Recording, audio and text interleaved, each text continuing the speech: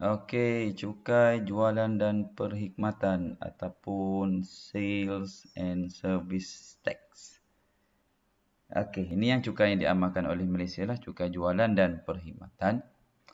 Okey, cukai jualan dan perkhidmatan ni dia ada dua kadar tau. Okey, kadar dia 10%. Sehingga 10% untuk barangan. Dia bergantung sebenarnya, dia boleh kena 10, antara 5 hingga 10 lah.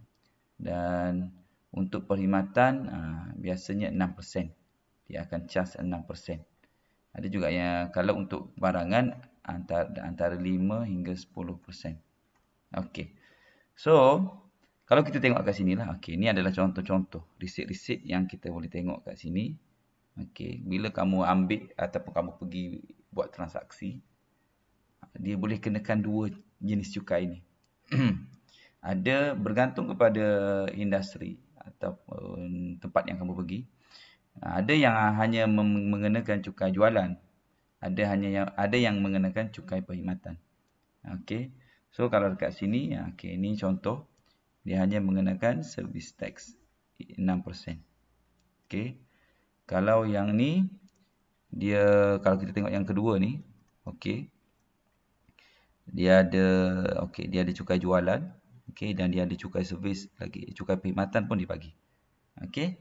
Jadi dua kali cukai. So yang ini pun sama, 10% dan 6%. So kalau kita tengok bergantung dengan keadaan, kalau kamu tengok contoh dalam buku teks, okey, katakanlah pergi jalan-jalan kan. Okey, dengan sewa hotel. Okey, ada hotel. Okey, kita cari gambar hotel dulu.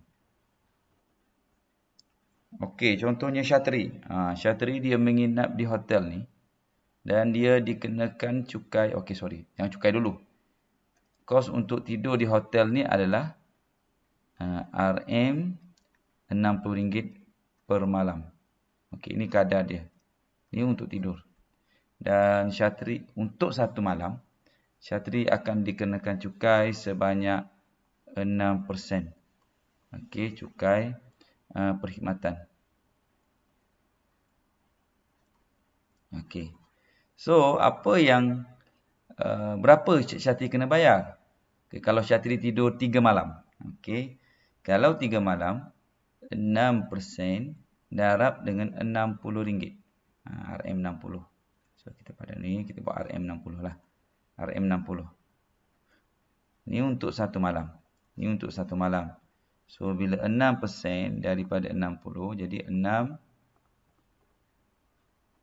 per 100.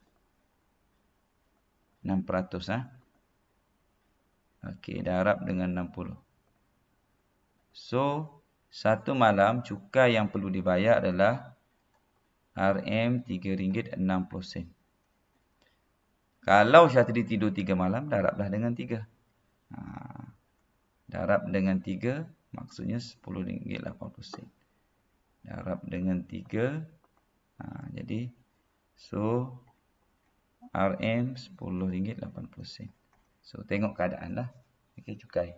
Ini adalah cukai jualan dan perkhidmatan.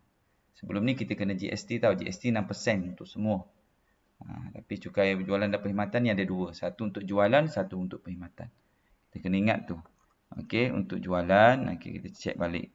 Untuk jualan, nanti untuk kadar barangan hingga 10%. Untuk perkhidmatan, 6% maksimum.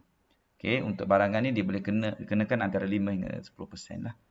Bergantung kepada servis yang diberikan. So, Assalamualaikum warahmatullahi wabarakatuh.